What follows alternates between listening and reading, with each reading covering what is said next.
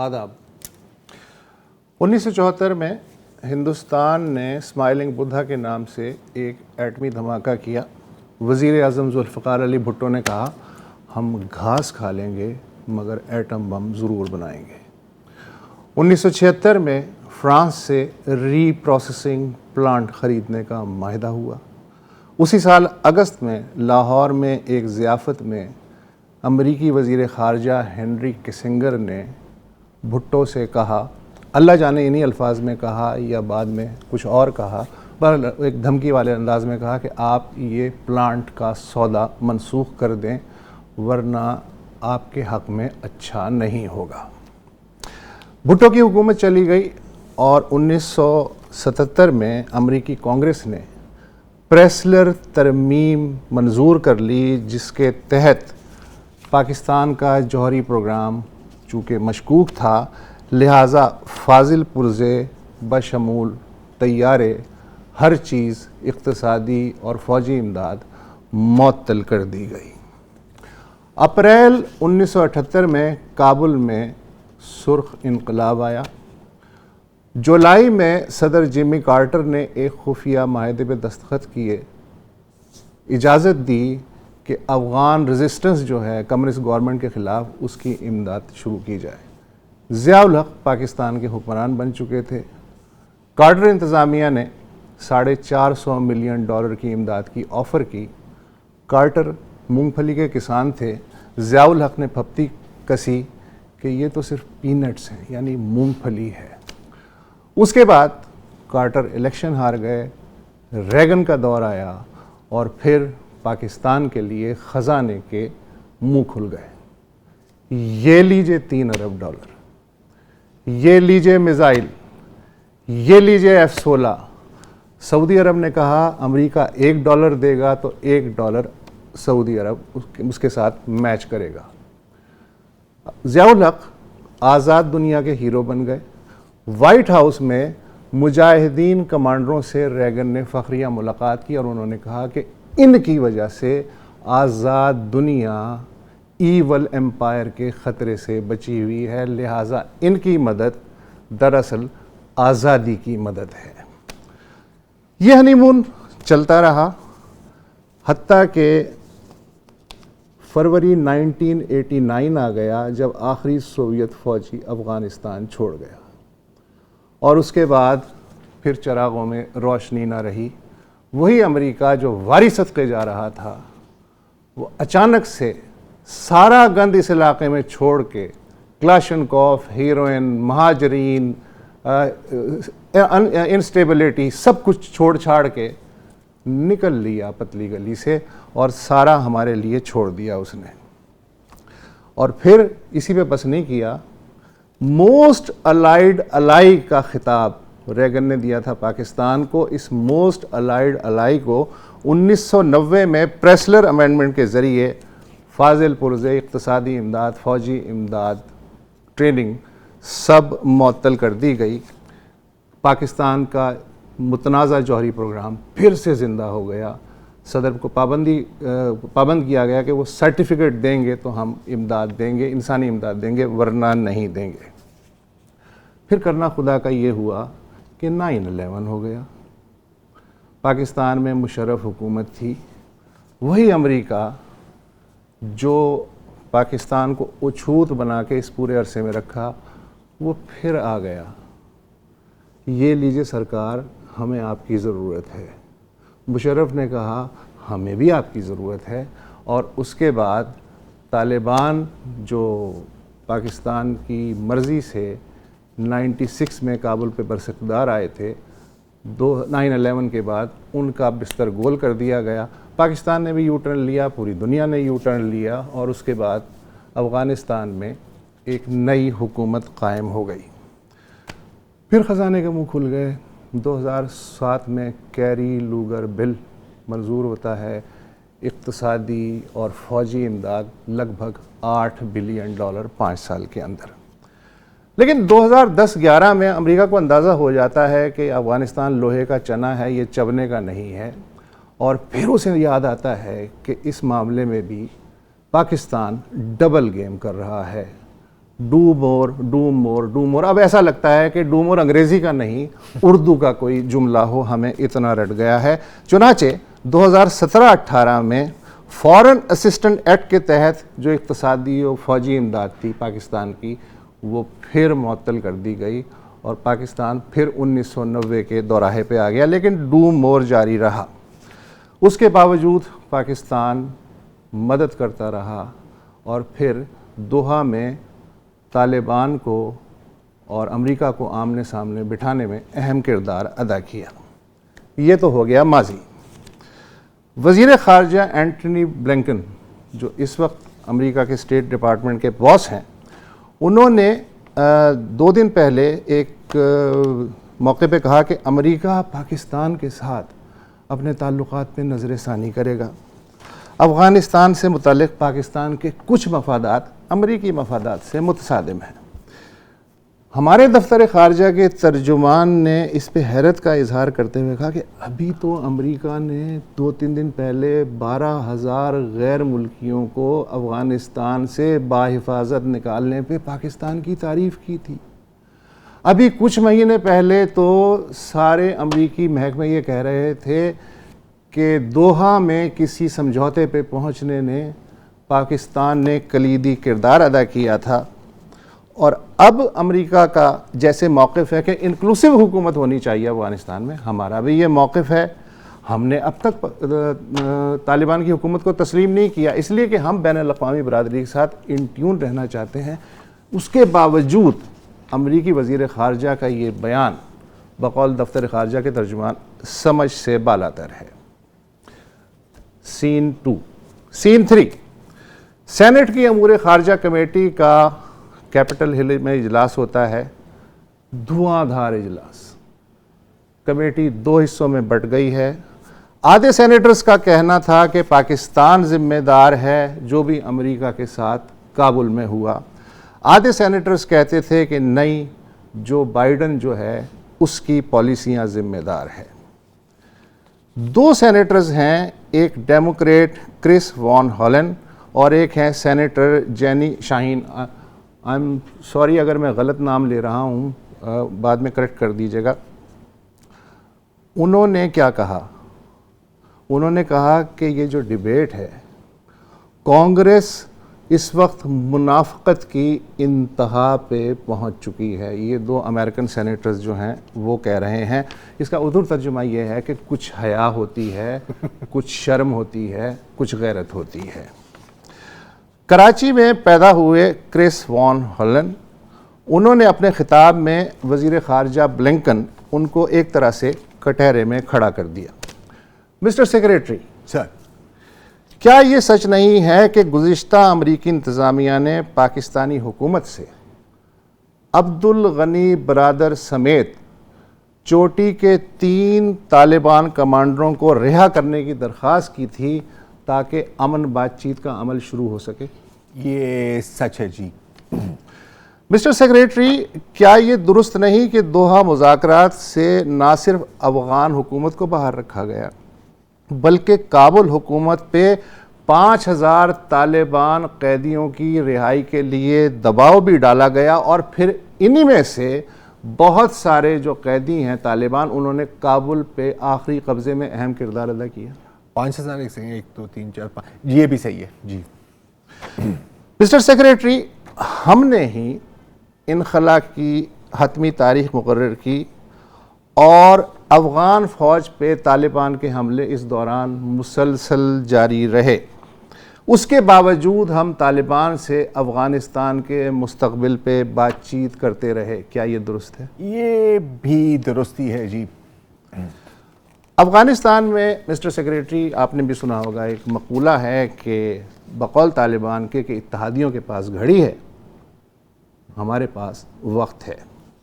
تو کیا پچھلی جو ٹرمپ انتظامیہ تھی اس نے طالبان سے سمجھوتا کر کے اس مقولے کو سچ ثابت نہیں کیا اور طالبان کو افغان فوج کو نشانہ بنانے کی غیر اعلانیہ اجازت دی؟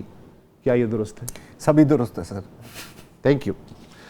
سینیٹر ہالن نے یہ بھی یاد دلایا کہ جب جو بائیڈن نے معاہدے کے برعکس 31 مئی تک فوجیں نکالنے کی تاریخ کو 11 ستمبر تک آگے بڑھانے کا فیصلہ کیا تو ٹرمپ نے اس اقدام کی مخالفت کی تھی۔ سینیٹر ہالینڈ نے پوچھا، پاکستان کا افغانستان میں شورش یا خانہ جنگی اس وقت بھڑکانے میں کیا مفاد ہو سکتا ہے؟ ظاہر ہے کہ انہوں نے ہمارے کہنے پہ کئی طالبان قیدی رہا کیے تھے، اس لیے ISI پہ نظر رکھنا تو بنتا ہے۔ اسے کہتے ہیں اردو میں کمہار پہ بس نہ چلے تو گدھے کے کان بھر۔ ایسا ہی ہے، ٹھیک ہے۔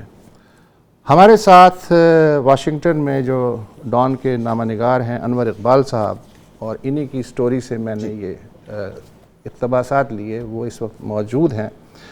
انور اقبال صاحب، 74 سال کا تجربہ کیا بتاتا ہے؟ امریکہ نے ہمیشہ کی طرح آج بھی پاکستان کو ایک دہاڑی دار مزدور سمجھا ہے یا اس سے کچھ زیادہ ویلیو دی ہے؟ ہیلو، دیکھیں، آواز آ رہی ہے میری؟ جی آ رہی ہے۔ ہیلو، جی آ رہی ہے اب جی سپر پاور ان کے اپنے مفادات ہوتے ہیں۔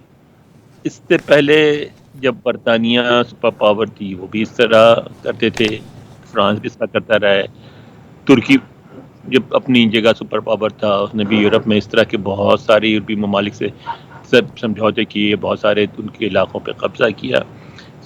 ظاہر ہے وہ ایک وائڈر گیم کھیلتے ہیں، اس گیم میں چھوٹے ملکوں کے ایک مورے کی سی حیثیت ہوتی ہے۔ اب اس وقت جو ہے واشنگٹن میں افغانستان سے زیادہ فوکس جو ہے وہ ہے چین پہ، اور وہ سمجھتے ہیں کہ چین سے پاکستان کے تعلقات اس نوعیت کے ہیں۔ اور پاکستان کی آپ نے جس ہیئرنگ کا حوالے دیا، اس سے پہلے جو ہیئرنگ ہوئی تھی ہاؤس میں، اس میں خود جو امریکی وزیر خارجہ ہیں انہوں نے بھی یہ کہا کہ بھئی پاکستان کی بہت ساری پالیسیز جو ہیں افغانستان کے حوالے سے وہ اصل میں انڈیا کے حوالے سے بنائی جاتی ہیں۔ ان کی جو کنسرنز ہیں انڈیا کے بڑھتے ہوئے اثر و رسوخ کے، اس کے حوالے سے اس کو انڈیا کو روکنا چاہتے ہیں افغانستان میں، اس کے مطابق پالیسی بناتے ہیں۔ تو وہ یہ سمجھتے ہیں کہ چائنا کے خلاف پاکستان ہمارا ساتھ نہیں دے گا، اور تو اس لیے اس وقت پاکستان ایک ایسا ملک ہے جس پہ دباؤ بڑھایا جائے گا اس حد تک کہ شاید کل مجبور ہو کے وہ چین کے خلاف، جو اس وقت چین کے خلاف ان کی پالیسی ہے کنٹین چائنا پالیسی، اس میں پاکستان ایک کردار ادا کرنے پر راضی ہو جائے۔ اور جب تک یہ نہیں ہوتا پریشر آپ پہ بڑھتا رہے گا۔ اس وقت تو واشنگٹن میں یہی لگتا ہے۔ یہ بچپنا نہیں لگتا؟ سینیریو کیا لگتا ہے؟ بہت ہی بچپنا نہیں لگتا؟ بچپنا نہیں لگتا، یہ پاور ایروگنس ہے۔ جب بھی جس کے پاس بھی پاور ہوتی ہے اس میں ایک ایروگنس آ جاتی ہے۔ یہاں مطلب ایک دفعہ پاکستانی صحافیوں کا کوئی ایک وفد آیا ہوا تھا، اور یہاں ایک صاحب ہے جنہوں نے اوباما انتظامیہ کی افغان پالیسی بنائی تھی، تو ان سے ان کی گفتگو کرائی گئی، تو اس میں میں بھی موجود تھا۔ تو ان سے جب کچھ سوال جواب ہوئے کہ یہ وہ، تو انہوں نے پاکستانی صحافیوں نے اعتراض کیا۔ تو ایک صحافی نے کہا کہ آپ ایسا کیوں کرتے ہیں؟ تو انہوں نے مسکرا کے کہا we do it because we can. We do it because we تو can. جی انوار، ایروگنس یعنی پرائڈ، لیکن پرائڈ کے بارے میں کہا جاتا ہے کہ it comes before a fall, usually ہم نے یہ دیکھا ہے۔ جب ہم ابھی بات کرتے ہیں یہ جو افغانستان کی جو پوری ودھول ہے، تو میں آپ کی اٹینشن ڈرا کرتا ہوں جو سینیٹر مارک روبیو فلوریڈا کے جو ریپبلکن ہیں انہوں نے کہا، آپ کو ظاہر پتہ، آپ تو وہاں تھے، کہ بھارت بھی تو یہ سب کچھ دیکھ رہا ہے، اور اگر بقول مارکو روبیو صاحب کہ اگر پاکستان امریکہ کی پالیسی کو ناکام کر سکتا ہے تو چین کے خلاف کیا چانس بنتا ہے؟ یہ بھی ایک بات میرا خیال ہے کی جا رہی ہے کم از کم انٹرنیشنل سرکٹس میں۔ میں نے تو اس میں یہ کیا کہ میں نے ذرا نرم الفاظ استعمال کیے۔ اچھا بتائیں کیا تھا؟ بیچ میں ڈاٹس ڈال دیے میں نے، تو انہوں نے کہا تھا کہ اگر پاکستان جیسی تھرڈ ریٹ ملٹری پاور یہ کر سکتا ہے تو پھر بھارت چین کے مقابلے میں آپ ہمارا کیا ساتھ دیں گے؟ اچھا، ان میں تو زیادہ ایویڈنس روبیو صاحب کے جا بالکل۔ تو اچھا اس کو ہی آگے لیتے ہوئے جاتے ہوئے بات ہو رہی ہے یو ایس میں کہ رولز بیسڈ آرڈر، ٹھیک ہے، کیا ایک تھوڑی سی بھی ریئلائزیشن ہے بے شک پرائیویٹلی کہ 20 سالوں سے زبان کے لیے معذرت، بھنڈی مارے ہیں امریکہ نے.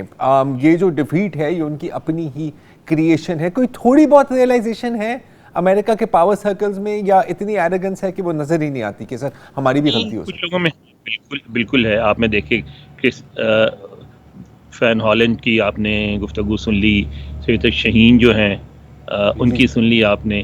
تو وہ لوگ ہیں جو سمجھتے ہیں. اس سے پہلے بھی ایک اور ہوتے تھے جو اب ریٹائر ہو گئے سینیٹر، وہ براؤن، وہ پاکستان کی کافی حمایت کرتے تھے کیونکہ وہ یہ سمجھتے تھے کہ ہم نے پاکستان کے ساتھ زیادتی کی ہے. لیکن اس وقت 2-3 فیکٹر جو آپ کے بہت زیادہ خلاف جا رہے ہیں، ان سے ایک بڑا اہم فیکٹر وہ ہے بھارتی لابی کا یہاں بڑھتا ہوا انفلوئنس. اس وقت جو ہندوستانی ہیں یہاں امریکی سیاست میں چھا گئے ہیں، اور اس کی وجہ ہے کہ ایک بڑی دلچسپ صورتحال ہے کہ انڈیا میں پابندی ہے NRI جو نان ریزیڈنٹ انڈین ہے، وہ انڈین پولیٹیکل پارٹیز جوائن نہیں کر سکتے. تو یہاں انڈینز رہتے ہیں وہ سارے ڈیموکریٹس ہیں یا ریپبلکنز ہیں. وہ بی جے پی اور اس کے کوئی جو بھی وزیر اعظم صدر آتا ہے اس کا نعرے تو لگاتے ہیں، لیکن بی جے پی اور کانگریس کے لیے ایکٹیو نہیں ہوتے. جبکہ ہمارے یہاں تو یہ حال ہوتا ہے کہ مسلم لیگ اور پیپلز پارٹی، آج کل PTI کے نام پہ باضابطہ فنکشن میں مار پیٹ ہو جاتی ہے، کرسیاں چل پڑتی ہیں. جی یہ تو ہم نے دیکھا. انور صاحب سوری، یہاں ایک وقفہ لینا ہے، وقفے کے بعد ہم اسی گفتگو جاری رکھتے ہیں.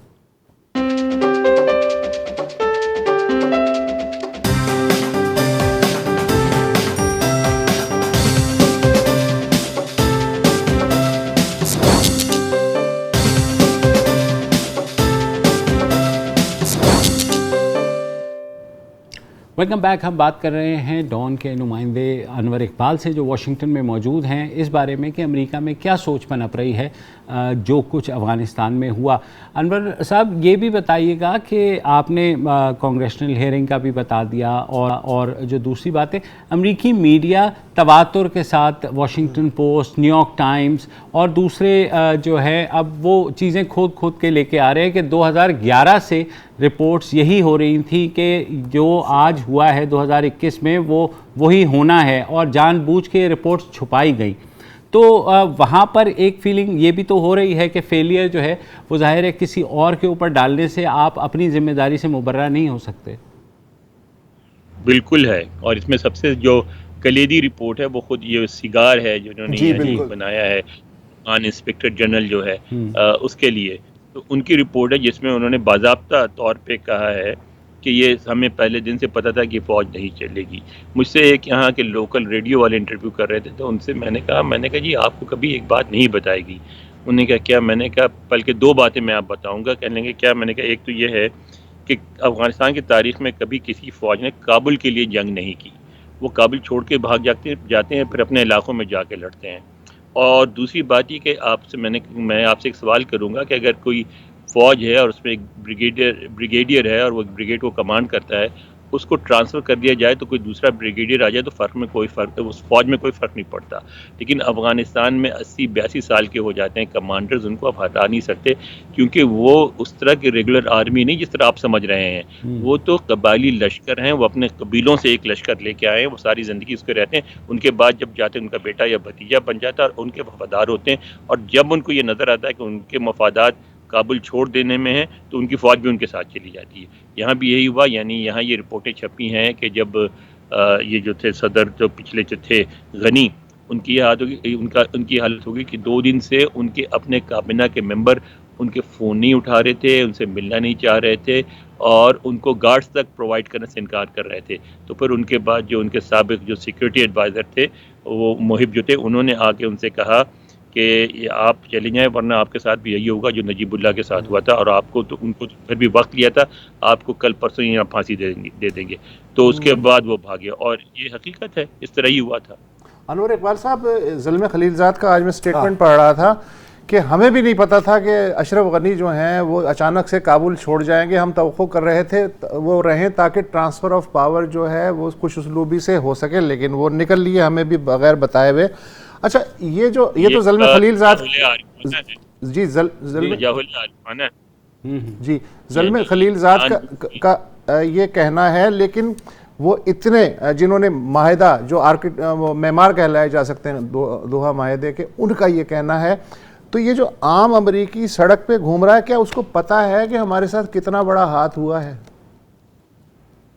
عام امریکیوں کو تو نہیں، لیکن پڑھے لکھے لوگوں کو اور تھنک ٹینکس وغیرہ میں یہ گفتگو شروع ہو گئی اور بار بار سگار رپورٹ ہوتی ہے. بلکہ میں تو چاہ رہا تھا کہ ڈان سے میں بات کروں اور سگار رپورٹ میں سے ایک رپورٹ بنا کے ہمارے یہاں بھی لوگوں کو کس طریقے سے انہوں نے بالکل وضاحت کی تھی اور پہلے دن سے کس طرح سے امریکی عوام کو دھوکہ دیا گیا. اس لیے کہ اس میں تو بہت واضح تھی. وہ کہہ رہے تھے کہ یہ فوجی نہیں ہے، یہ تو تنخواہیں وہ اپنے قبیلوں کو دے رہے ہیں، اور ان کو وہ لگ رہا تھا کہ یہ بےمانی ہو رہی ہے. وہ سمجھ ہی نہیں سکے. وہ کرپشن پہ زور دیتے رہے، اس طرح ہماری حکومت کرپشن پہ زور دیتی رہتی ہے.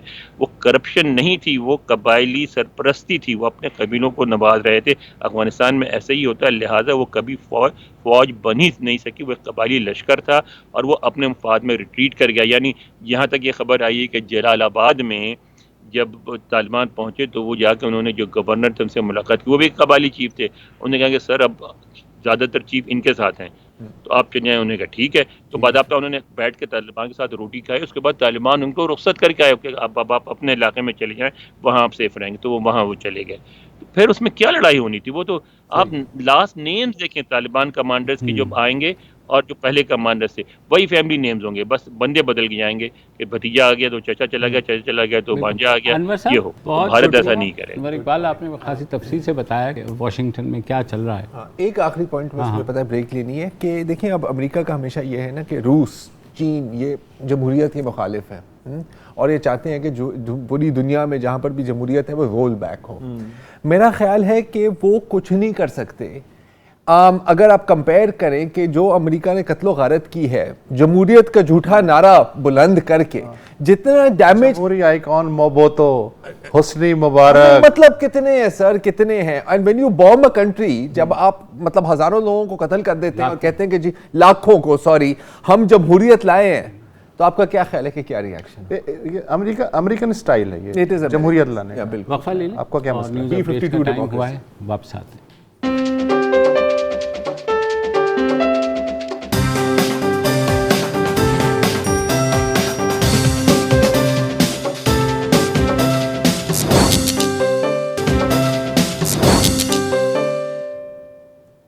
Welcome back. بدقسمتی سے ہمارے سابقہ قبائلی علاقے جو ہیں وہ کئی دہائیوں سے صرف غربت، پسماندگی اور باہر سے آئے دہشت گردوں کی پناہ گاہ کے طور پر جانے جاتے ہیں. شومی قسمت یہ بھی ہوئی کہ اس کے بعد وہاں پہ دہشت گردی کا جو بازار گرم ہوا، پھر آپریشنز ہوئے، لاکھوں لوگ وہاں سے نقل مکانی دربدر ہو گئے اور ان میں سے بیشتر جو ہیں واپس تو آ گئے ہیں، مگر ابھی بھی ان کے سامنے ایک غیر یقینی مستقبل کا سامنا ہے. مگر یہ بات نہیں ہے کہ وہاں کے لوگ ٹیلنٹڈ نہیں ہیں. ظاہر ہے مواقع وہ نہیں ہیں جو شہروں میں ہیں، مگر پھر بھی آج ہم آپ کو اس بدقسمتی کو خوش قسمتی تبدیل ہوتے دکھانا چاہتے ہیں. اور ہم بات کریں گے محمد عرفان محسود سے، جو کہ مارشل آرٹ ٹرینر ہیں اور ان کے جو کریڈٹ پر 43 یعنی 43 Guinness book of world records ہیں جو انہوں نے پش اپس لگائے ہیں. اور جو لاسٹ ان کا ریکارڈ تھا، انہوں نے 1 منٹ میں 55 پش اپس لگائے 100 پاؤنڈ کا وزن بیک پیک پہن کر کے. Can you imagine? اور وہ نہیں لگا سکتا تو آئی کانٹ امیجن. بالکل. گومل یونیورسٹی سے انہوں نے MBA کیا ہے، سرحد یونیورسٹی سے بعد میں انہوں نے ماسٹرز کیا اسپورٹس میں بھی، اس کے علاوہ MPhil بھی کر رہے ہیں. تو اور اس کے علاوہ انہوں نے بیڑا یہ اٹھایا کہ DI خان میں ایک اکیڈمی بنائی جس میں وزیرستان سے جو بچے ہیں ان کو لایا گیا، اور وہ کیا کمال بچے ہیں وہ دیکھیں گے. تو ہمارے ساتھ موجود ہیں عرفان محسود صاحب. عرفان صاحب، آپ کی کہانی آپ ہی سے سنتے ہیں. السلام علیکم. سب سے پہلے میں آپ لوگوں کا شکریہ ادا کرتا ہوں کہ آپ لوگوں نے مجھے اپنے پروگرام میں انوائٹ کیا. یقیناً آپ لوگوں نے پہلا تعارف تو میرا کرایا. ڈیرہ اسماعیل خان میں میں نے اکیڈمی بنائی. اس میں اکثریت جو ہمارے وزیرستان کے IDPs بچے تھے ان کو میں ٹریننگ دے رہا ہوں. الحمدللہ ابھی میرے پاس 5 جو چھوٹے بچے ہیں IDPs، وہ 5 گینیز ورلڈ ریکارڈ ہولڈر ہیں. ساتھ میں 43 گینیز ورلڈ ریکارڈ میں نے بنائے اور 18 کے لگ بھگ جو اسٹوڈنٹس ہیں وہ الحمدللہ نیشنل لیول پہ گولڈ میڈلسٹ ہیں. اچھا تو عرفان بھائی یہ مطلب میں جو فوٹیج دیکھ رہا ہوں اور ابھی تو کچھ نہیں ہے ناظرین, ابھی اس کے آگے جو آنے والا ہے نا وہ ذرا آپ دیکھیں, یہ دیکھیں یہ مطلب جو میں نے جب سوشل میڈیا پر اس کو دیکھا پہلے تو اس پہ لکھا ہوا تھا ایکروبیٹکس, پہ لکھا ہوا تھا جمناسٹکس. مجھے تو یہ شاولن منک یا ننجا نظر آ رہے ہیں. تو ان کی جو ٹریننگ ہوتی ہے یہ کتنی سخت ہوتی ہے؟ جی بالکل, آپ اگر یہ ویڈیو دیکھ لیں اس میں جو ہمارے جو بچے ہیں ان کو صرف جمناسٹک نہیں, ان کو میں فائٹس, سیلف ڈیفینس, مختلف جتنے بھی آرٹس ہیں مکس مارشل آرٹس ان کی ٹریننگ میں ساتھ میں دیتا ہوں. یہ جمناسٹک میں بھی الحمدللہ ایکسپرٹ ہیں. مکس مارشل آرٹ جو فائٹس ہیں, باکسنگ میں جو کنگ فو ہے, چائنیز مارشل آرٹس وشو کنگ فو, ان میں الحمدللہ یہ کافی ٹرین ہو چکے ہیں. تو عرفان بھائی آپ نے تو خود بہت سے مارشل آرٹس کے ٹورنامنٹس میں بھی حصہ لیا, اس میں آپ نے میڈلز بھی جیتے. یہ جو بچے ہیں ان کی عمریں کتنی ہیں اور کب یہ پروفیشنلی جو ہیں, جیسے آپ نے کہا 5 لوگ تو آ گئے ہیں لیکن ظاہر ہے بہت سے بچے ہیں جو آپ ٹرین کر رہے ہیں, تو یہ کیا حکومتی سطح پر بھی کوئی کنیکشن بنا ہے؟ کیونکہ ہم ان کھیلوں میں بہت پیچھے ہیں, ادروائز چاہے وہ اولمپکس ہو یا بین الاقوامی مقابلے ہوں, تو ان کو دیکھ کر ایک امید ضرور بنتی ہے کہ ہاں مستقبل میں ہمارے پاس کچھ نہ کچھ کرنے کے لیے ہے. جی بالکل, یہ 5 جو لڑکے ہیں یہ 7 سے لے کے تقریباً 21 سال کے بچے ہیں میرے پاس ٹریننگ لے رہے ہیں. اس میں سے جو رضوان مسعود ایک لڑکا ہے, 9 سال کا لڑکا تھا, اس نے انڈیا کا record, Guinness world record break کیا تھا. ایک دانیال 11 سال کا, ایک نعمان 13 سال, اس کے ساتھ ایشان اور اویس یہ 18-19 سال کے لڑکے ہیں, انہوں نے گینیز ورلڈ ریکارڈ میں اپنے نام درج کروائے. باقی 18 سے 20 لڑکے ہیں جو نیشنل لیول پہ باکسنگ میں, موتائی میں, مختلف جو مارشل آرٹ سٹائلز ہیں ان میں گولڈ میڈل انہوں نے جیتے ہوئے ہیں. تو پھر ان کو پروفیشنل جب لیول پر آپ لے کر کے جاتے ہیں, اور آپ نے کہا کہ انہوں نے ایوارڈز بھی جیتے ہیں, تو سب کا سب آپ خود ہی مطلب افورڈ کر رہے ہیں؟ گینیز ورلڈ ریکارڈز, یہ اس میں گینیز ورلڈ ریکارڈز میں جو ہم اپلائی وغیرہ کرتے ہیں اس میں کچھ ایکسپینسز ہوتے ہیں یا کچھ اپلائیز فری آف کاسٹ ہوتے ہیں. باقی یہاں پہ جو فائٹس وغیرہ کے لیے جاتے رہتے ہیں, یقین مانے کہ یہاں پہ کبھی ایک دوست سے کبھی دوسرے دوست سے ہم ان کے پاکٹ منی ان کے لیے لے لیتے ہیں تاکہ وہ لاہور, کراچی, اسلام آباد جب وہاں پہ فائٹس کے لیے جاتے تو ان کے تھرو جو ٹرانسپورٹ کے ایکسپینسز ہیں وہ افورڈ کرتے ہیں. عرفان صاحب بہت بہت شکریہ اور بہت بہت مبارک. راؤنڈ آف اپلاز, بس راؤنڈ آف اپلاز ہی ہو سکتا ہے. میں یہی کہنا چاہوں گا کہ جو انہوں نے حالات بتائے ہیں, کچھ شرم ہوتی ہے, کچھ حیا ہوتی ہے, کچھ غیرت ہوتی ہے. اچھا وہ دلانے کا بھی ایک ہی طریقہ ہے آج, کوئی نہیں ایک طریقہ ہے, میں بتاتا ہوں وہ کیا طریقہ ہے. ٹویٹر پہ نا 50 لوگوں کو ٹیگ کر دو اینڈ کہو کہ why aren't you looking at this, اور کچھ نہیں تو ایک جواب ہی آ جائے گا. وقفہ. السلام علیکم. اگر آپ کو ہمارے شو پسند آیا ہے تو پلیز ہمارے یوٹیوب چینل کو سبسکرائب کریں, اور اگر مناسب سمجھے تو اس ویڈیو کو لائک بھی کر لیں, تو کوئی حرج نہیں ہے, اور شیئر بھی کر لیں اور کمنٹ بھی کر دیں, ورنہ وہ سب ایسے ہی لکھتے رہیں. اور یہ جو دونوں کہہ رہے ہیں یہ کر لیں جی پلیز, نہیں تو ہمیں بھی گھر جانا ہے, میں آپ کے کمپیوٹر میں نہیں رہنا 24 گھنٹے. صحیح بات.